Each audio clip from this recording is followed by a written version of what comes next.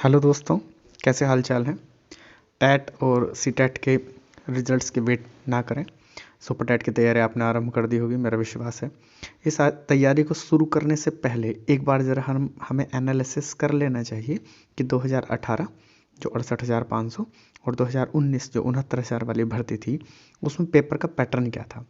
पिछली वीडियो में मैंने आपसे जिक्र किया था कि बेहद ज़रूरी है कि हम एग्जामिनर के दिमाग को पढ़ लें और ये अंदाज़ा लगा लें कि क्वेश्चन कहाँ से और किस तरह से उठाए जाते हैं, किस तरह से बनाए जाते हैं।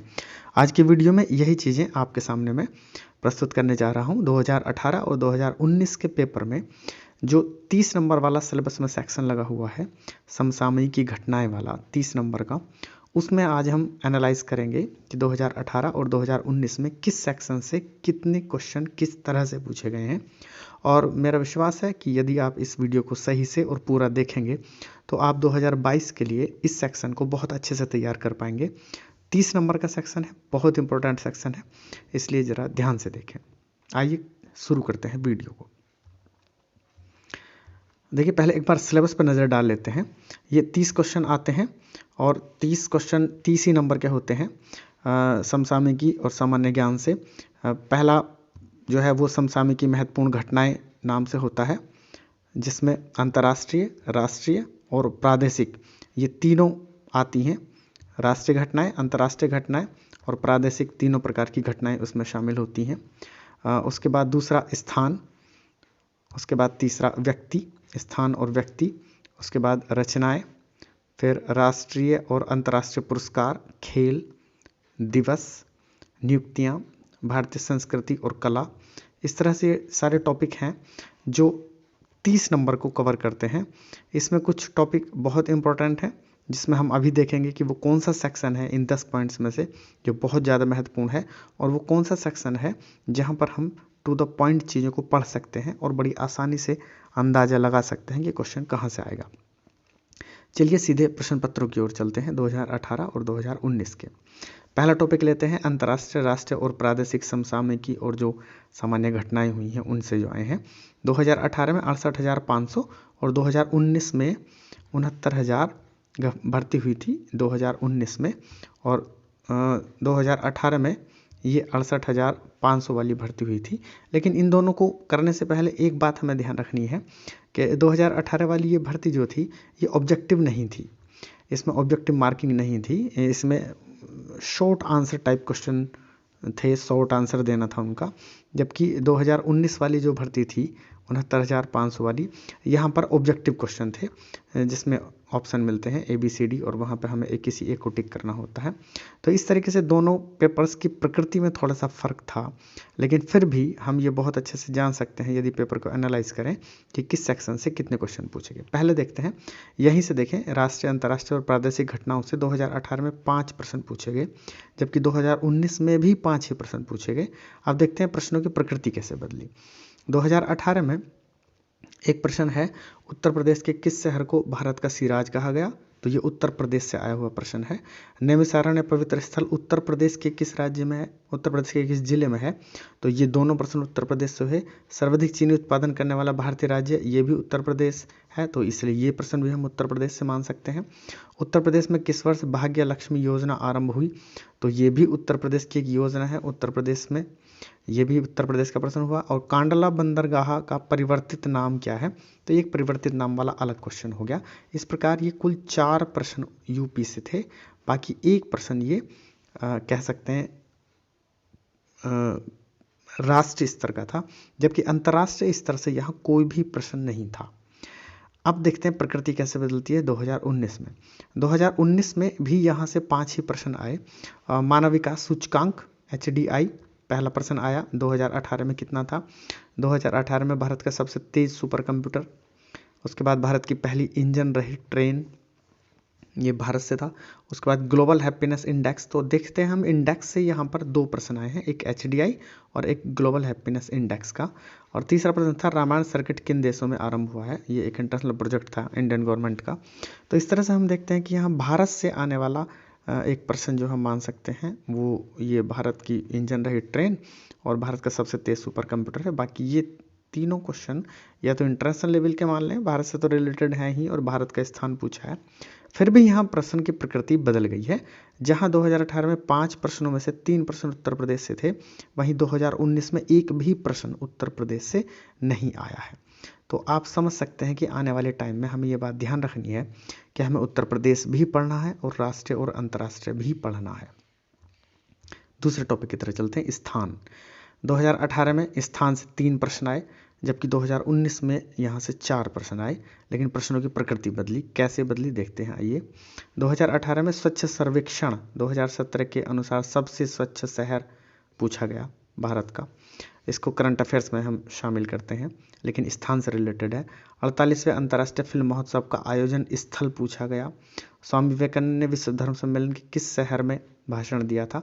तो यहाँ पर ये 2 क्वेश्चन डायनेमिक सेक्शन के हैं, जबकि एक क्वेश्चन फिक्स वाला करंट अफेयर्स, फिक्स वाला जो जीएस होता है वहाँ से है, स्थाई वाला।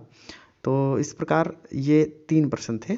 2019 में यहाँ प्रश्नों की प्रकृति बदलती हुई दिखती है, जहाँ पर 2019 में 4 प्रश्न आए, एक प्रश्न बढ़ गया इस सेक्शन में। स्टैच्यू ऑफ यूनिटी की ऊंचाई कितनी है पूछी गई। 2018 में जलवायु परिवर्तन पर अंतर्राष्ट्रीय सम्मेलन कहाँ हुआ, ये स्थान पूछा गया। केंद्रीय ग्लास सिरेमिक अनुसंधान संस्थान कहाँ है और किस राज्य में भारत का 100वां पोर्ट बना। तो ये 2 प्रश्न तो उत्तर प्रदेश में स्थानों से रिलेटेड हैं, और ये स्टैच्यू ऑफ यूनिटी की ऊंचाई स्थान से मान सकते हैं, जबकि जलवायु परिवर्तन पर अंतर्राष्ट्रीय सम्मेलन कहाँ हुआ, ये इंटरनेशनल क्वेश्चन है। तो प्रश्नों की प्रकृति थोड़ी सी बदली है। जहाँ 2018 में प्रश्न पूर्ण रूप से भारत से ही संबंधित थे, वहीं 2019 में वो प्रश्नों की प्रकृति थोड़ी सी बदलती हुई दिखती है। आप देखते हैं व्यक्तियों से संबंधित एक एक प्रश्न आया है। 2018 में 64वें राष्ट्रीय फिल्म पुरस्कार में सर्वश्रेष्ठ अभिनेता पूछे थे, उनका नाम लिखना था बिल्कुल 2 शब्दों में। जबकि 2019 में भारत का शेक्सपियर किसे कहा जाता है। तो ये नॉन डायनामिक सेक्शन वाला क्वेश्चन है। तो यहाँ से ये क्वेश्चन एक बेसिक जीएस बेसिक जीके, जिसको स्टैटिक जीके कुछ लोग बोलते हैं, वहाँ से मान सकते हैं। तो व्यक्ति वाला प्रश्न उतने इम्पोर्टेंट नहीं लगते मुझे, यहाँ से एक एक ही प्रश्न आया है। सिंपली अगर आप करंट अफेयर्स पढ़ रहे हैं तो उसके लिए कोई विशेष अलग से पढ़ने की आवश्यकता नहीं होनी चाहिए। अगले सेक्शन की तरफ चलते हैं, रचनाएं, पुस्तकें। पुस्तकें से 2018 में 3 क्वेश्चन आए, जबकि 2019 में 4 क्वेश्चन आए। तो आप मान लीजिए कि पुस्तकों वाला सेक्शन इंपॉर्टेंट है। और देखिए प्रकृति कैसे बदली है। यहाँ पर 2018 में एवरेस्ट की बेटी पुस्तक की लेखिका कौन है, एवरेस्ट की बेटी।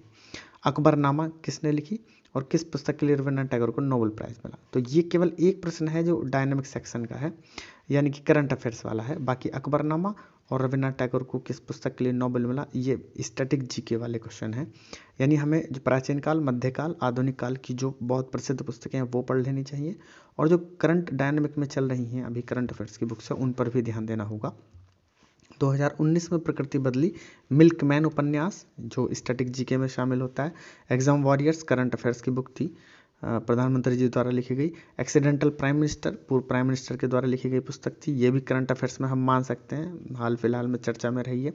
और बुद्ध चरित्र, ये एक स्टैटिक जीके वाला क्वेश्चन था। तो 2 क्वेश्चन ये स्टैटिक जीके से थे और 2 क्वेश्चन ये करंट अफेयर्स वाले सेक्शन से थे। तो समझ सकते हैं आप कि हमें पुस्तकों वाले सेक्शन में मध्यकाल, प्राचीन काल और आधुनिक काल की प्रमुख पुस्तकों के साथ साथ करंट अफेयर्स की बुक्स जो बहुत चर्चाओं में है उन पर भी फोकस करना चाहिए। अब आती है पुरस्कारों की बात। राष्ट्रीय और अंतर्राष्ट्रीय पुरस्कार 2018 में वहाँ से केवल 2 ही प्रश्न आए थे, जबकि 2019 में वहाँ से 5 प्रश्न आए हैं। एक बड़ा अंतर हुआ है, सीधे 2 से 5 पर पहुँच गए हैं, बड़ा अंतर है। देखिए कैसे कैसे 2 जो क्वेश्चन आए थे 2018 में, 2017 का इंदिरा गांधी पुरस्कार किसे प्रदान किया गया, सिंपल करंट अफेयर्स का क्वेश्चन था। और व्यास सम्मान 2017 किसे मिला, बिल्कुल आसान क्वेश्चन था, यदि हम करंट अफेयर्स पढ़ रहे हैं प्रॉपरली उसको कर लेंगे। 2019 में थोड़ी सी प्रकृति बदली, और 2019 में ऑस्कर पुरस्कार, 90वें ऑस्कर पुरस्कार, उसके अलावा राष्ट्रीय फिल्म पुरस्कार में सर्वश्रेष्ठ फीचर फिल्म का पुरस्कार किसको मिला। और 2018 में नोबेल पुरस्कार एक क्षेत्र में नहीं दिया गया था विवादों की वजह से, वो कौन सा क्षेत्र था वो पूछा गया। भारत भारती पुरस्कार किस क्षेत्र में दिया जाएगा। और 2018 का रमन मैगसेसे पुरस्कार किसे प्रदान किया गया, भारत के संदर्भ में ये बातें थी। तो ये समझ लीजिए कि कोई ऐसा कोई पुरस्कार नहीं है जो हम करंट अफेयर्स पढ़ रहे हैं और वो हमारे सामने ना आए। ये सभी पुरस्कार सामान्य पुरस्कार हैं। तो यदि करंट अफेयर्स हम पढ़ रहे हैं तो ये पुरस्कार कोई विशेष अलग से पढ़ने की आवश्यकता नहीं है और ना ही इतना डीप जाकर पूछा गया है। बिल्कुल वन लाइनर क्वेश्चन है और वन लाइनर आंसर है। नेक्स्ट देखते हैं खेल। खेल से 2018 में 2 प्रश्न हैं और 2019 में भी 2 ही प्रश्न हैं। तो खेल वाला सेक्शन उतना इम्पोर्टेंट नहीं है, यदि आप सामान्यतः पढ़ रहे हैं तो उसे आराम से कर लेंगे। देखें 2018 में जल्लीकट्टू किस राज्य से संबंधित है और डूरंड कप किस खेल से संबंधित है। जल्लीकट्टू कुछ विवादों में रहा इसलिए वो पूछ लिया गया था, तो इसको आप करंट अफेयर्स का मान सकते हैं या फिर स्टैटिक जीके का भी मान सकते हैं। डूरंड कप एक ऐसा खेल का पुरस्कार है जिसके लिए स्पेशल पढ़ने की आवश्यकता नहीं है। तो ये स्टैटिक जीके वाला क्वेश्चन है। 2019 में थोड़ा सा डायनेमिक हुए और सौरभ चौधरी के बारे में पूछा गया, जो शूटर हैं, यंग हैं भारत के। तो सौरभ चौधरी के बारे में पूछ लिया गया, यानी खिलाड़ी के बारे में पूछा गया। और अमेरिकी ओपन टेनिस की महिला एकल की विजेता पूछी गई। तो थोड़ा सा ध्यान रखने की ज़रूरत है कि जो अंतर्राष्ट्रीय स्तर की प्रतियोगिताएं हो रही हैं, चाहे वो टेनिस की हैं, शूटिंग की हैं, तो उनसे संबंधित खिलाड़ी किस देश के हैं और किसने जीता। सामान्य प्रश्न है, कोई बहुत विशेष डीप या बहुत अंदर जाकर पढ़ने की ज़रूरत नहीं है बुक्स के, बिल्कुल बेसिक वाले क्वेश्चंस हैं। 2018 में दिवस से आने वाले प्रश्नों की संख्या 3 थी, जबकि 2019 में यहाँ से आने वाले प्रश्नों की संख्या 2 थी। कौन कौन से थे देखते हैं। 2018 में विश्व पर्यावरण दिवस पता नहीं कितनी बार आ चुका है और बहुत आसान सा क्वेश्चन है। विश्व मानवाधिकार दिवस किस तिथि को माना जाता है, बिल्कुल आसान। विश्व शौचालय दिवस, बिल्कुल आसान। तो यदि आप दिवस पढ़ रहे हैं तो यहाँ पर कोई थीम वगैरह नहीं पूछी गई थी या कोई विशेष किसी दिवस को लेकर क्वेश्चन पूछा गया कि किसके जन्म दिवस के उपलक्ष्य में आयोजित किया जाता है, ये कब से मनाना शुरू किया गया। ऐसा कोई बहुत कठिन वाला एक नेक्स्ट लेवल क्वेश्चन नहीं है, बिल्कुल दिवस पूछा गया बस। इसके अलावा 2019 में विश्व पर्यावरण दिवस की थीम, ये देखिए यहाँ पे थीम पूछ ली गई है, तो जिससे एक थोड़ा सा लेवल आगे मान सकते हैं, यानी कि आपको उसके थोड़ी सी डिटेल पढ़ लेनी चाहिए। थीम क्या थी। राष्ट्रीय खेल दिवस कब आयोजित किया जाता है, बिल्कुल सिंपल वाला क्वेश्चन है। तो इसलिए अब 2022 के लिए ज़रूरी होगा कि हम थीम देख लें और साथ ही साथ ये भी देख लें कि वो किसके वजह से मनाया जा रहा है। एक नेक्स्ट लेवल की तैयारी रखें इस संदर्भ में। नेक्स्ट देखें, नियुक्तियों के संबंध में 2018 में 5 प्रश्न पूछे गए थे और 2019 में केवल 1 प्रश्न पूछा गया। तो नियुक्तियों के मामले में यहाँ पे कटौती हुई काफ़ी। कैसे, भारत की पहली पूर्णकालिक महिला रक्षा मंत्री, करंट अफेयर्स का है पूरा, तो नियुक्ति हुई उनके बारे में पूछ लिया गया। नौसेना की पहली महिला पायलट पूछ ली गई। यहाँ पे व्यक्ति वाले सेक्शन में हम इसको रख सकते थे, लेकिन क्योंकि नियुक्ति अलग से लिखा हुआ था इसलिए मैंने नियुक्ति में शामिल किया। संयुक्त राष्ट्र संघ के नए महासचिव कौन बने हैं, ये नई नियुक्ति। भारत के 21वें मुख्य चुनाव आयुक्त कौन, नई नियुक्ति। फिल्म प्रमाणन बोर्ड के अध्यक्ष कौन बनाए गए, नई नियुक्ति। ये क्वेश्चन फिर मैं वही कह रहा हूँ आपसे, ये स्टैटिक जीके वाला टाइप है। यहाँ पे बहुत डीप स्टडी की ज़रूरत नहीं है, बस आपको जानकारी होनी चाहिए, to the point, one liner और वन वर्ड आंसर यहाँ पे लिखे हुए हैं, इसलिए बहुत ज़्यादा डीप जाने की ज़रूरत नहीं है। बस आपको थॉरली उसको पढ़ना है और मैक्सिमम फील्ड को कवर करना है। 2019 में तो यहाँ बहुत ही कटौती हो गई और केवल एक ही क्वेश्चन आया, 23वें मुख्य निर्वाचन आयुक्त कौन बने हैं, तो ये सिंपल उनसे नाम पूछा गया। अब चलते हैं कला और संस्कृति की तरफ। एक बहुत ही वाइड एरिया है इस टॉपिक का और इसको लेकर हमेशा संशय बना रहता है कि कहाँ से पढ़ा जाए, कितना पढ़ा जाए, कब पढ़ा जाए। तो ये देखते हैं क्वेश्चन कहाँ से पूछते हैं। 2018 में 3 क्वेश्चन आए केवल, जबकि 2019 में यहाँ से 6 क्वेश्चन आए हैं। तो ये एरिया बहुत तेज़ी से बढ़ा है, अब सीधा डबल हो गया, 3 से 6 हो गए हैं। तो इम्पोर्टेंट सेक्शन है और यहाँ से देखते हैं क्वेश्चन कैसे आए हैं। भारतीय कला भवन किस नगर में स्थित है, भारतीय कला भवन किस नगर में स्थान। सूर्य मंदिर उड़ीसा के किस स्थान पर है। उस पाल शासक का नाम बताइए जिसने विक्रमशिला बौद्ध विहार की स्थापना, विश्वविद्यालय की स्थापना करे, बौद्ध विहार नहीं। तो ये कला से बेसिक वाले क्वेश्चन थे, बहुत एडवांस लेवल नहीं कहा जा सकता उसको, आसान ही क्वेश्चन थे। यदि आप कल्चर पढ़ रहे हैं और स्थानों के बारे में पढ़ते हैं कि कौन सा कहाँ है, तो आसानी से इसको पहचान लेंगे, मंदिरों के बारे में। उसके बाद 2019 में थोड़ा सा ये बदलाव है। कथकली ये डांस से आ गया, डांस फॉर्म्स है। किस राज्य का नृत्य है। कुंभ मेले को अमूर्त सांस्कृतिक धरोहर की सूची में कल्चर से आया। मिर्ज़ापुर किस लिए प्रसिद्ध है, उत्तर प्रदेश से मान सकते हैं। कांचीपुरम का कैलाश मंदिर किसने बनवाया, मंदिरों से है। कर्नाटक का लोक नृत्य, 2 नृत्य आ गए हैं, कथकली भी आ चुका है और कर्नाटक का लोक नृत्य भी पूछ लिया है। नाथ पंथ नामक संप्रदाय के प्रवर्तक कौन थे? तो यहाँ पर धर्म, कला, संस्कृति सभी चीज़ें लगभग शामिल कर ली हैं 2019 में। और ये बड़ा सिलेबस हो जाता है जब हम इतनी चीज़ों को कवर करते हैं, तो यहाँ पर फोकस करने की ज़रूरत है। ये इम्पोर्टेंट सेक्शन है, इसको ध्यान में रखिएगा। कल्चर, ये इम्पोर्टेंट सेक्शन हो जाएगा 2022 के लिए।